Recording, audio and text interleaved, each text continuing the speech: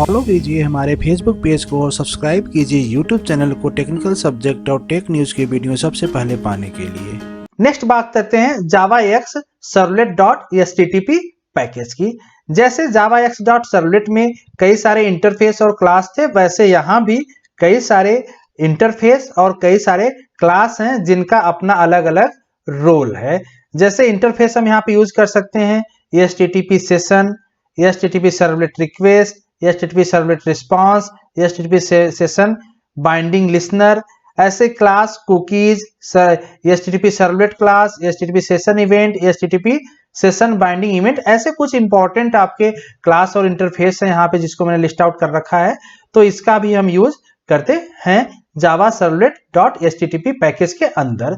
कुछ इसके लिए जो आपका इंटरफेस और क्लास है इसके अंदर कुछ मेथड होते हैं, उस मेथड को भी हम देख सकते हैं यहाँ पे कि उसको कैसे कैसे लिखेंगे। अब अगर हम इस पैकेज को इंपोर्ट करते हैं JavaX.Servlet.htp पैकेज को इंपोर्ट करते हैं तो उसके साथ हम इतने सारे क्लास और इंटरफेस का यूज तो कर सकते हैं, लेकिन मेथड कौन कौन से यूज करेंगे। ध्यान दीजिए, मेथड एक तो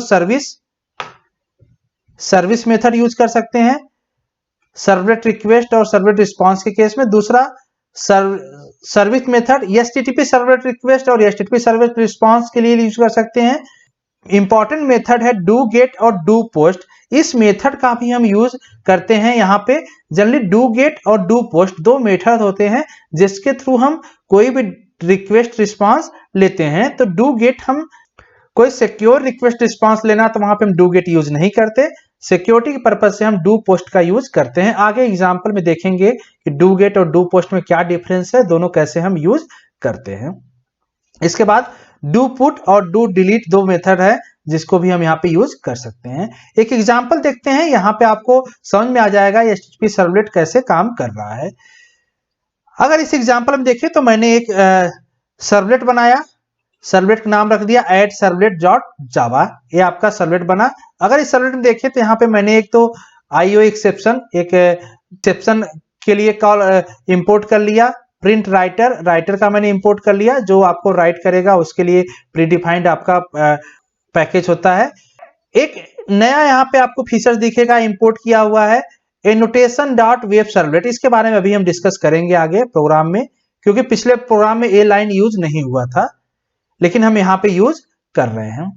JavaX Servlet.htp सर्वलेट, इसको मैंने इंपोर्ट कर लिया पैकेज को, और इसी तरह रिक्वेस्ट और रिस्पांस का भी इंपोर्ट कर लिया। अगर हम सिंपली JavaX.Servlet.htp स्टार लगा दें तो ये सारे पैकेज आपके इंपोर्ट हो जाएंगे। यहाँ पे हमने अलग अलग क्लास के लिए अलग अलग क्लास इंटरफेस को इंपोर्ट करने के लिए मैंने उसका सिंपली नाम लिख दिया है।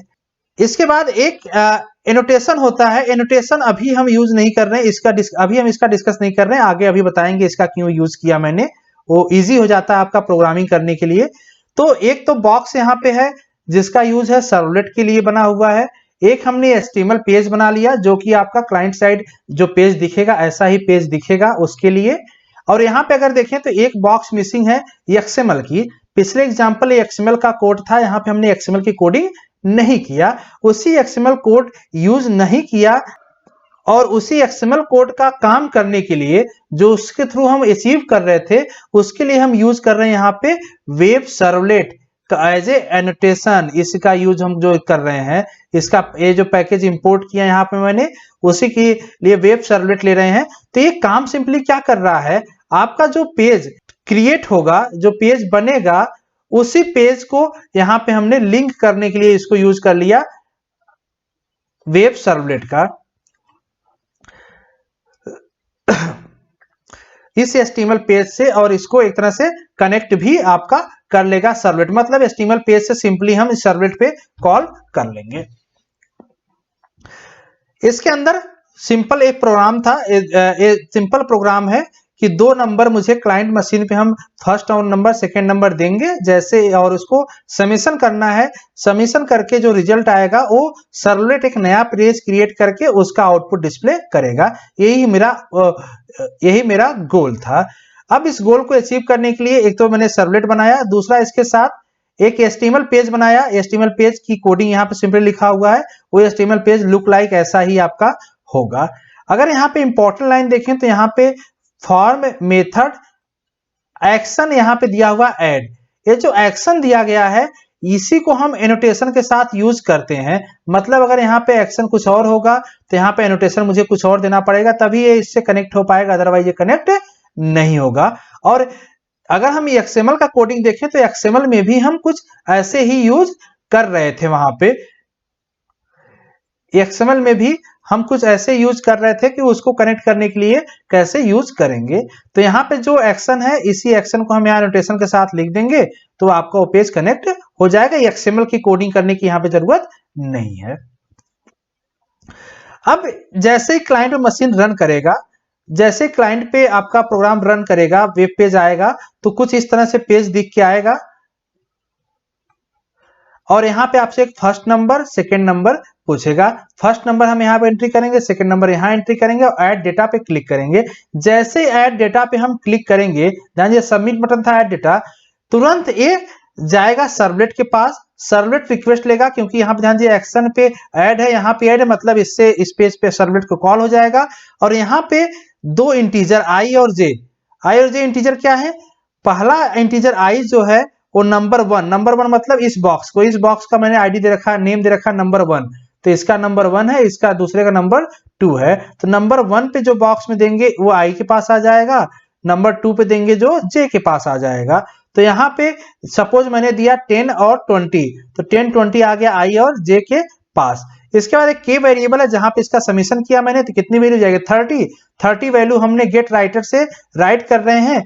और ऐड हम प्रिंट क्या कर रहे हैं वेब पेज जो डायनेमिकली क्रिएट हुआ उस पे प्रिंट करेगा ऐड इज के की वैल्यू कितनी है 30, तो आपका आउटपुट यहाँ पे आ जाएगा ऐड इज 30, एक नया पेज क्रिएट होके आपको पेज डिस्प्ले कर देगा। यही आपका सिंपल सा काम था, सिंपल प्रोग्राम था जावा x.servlet.http की केस में।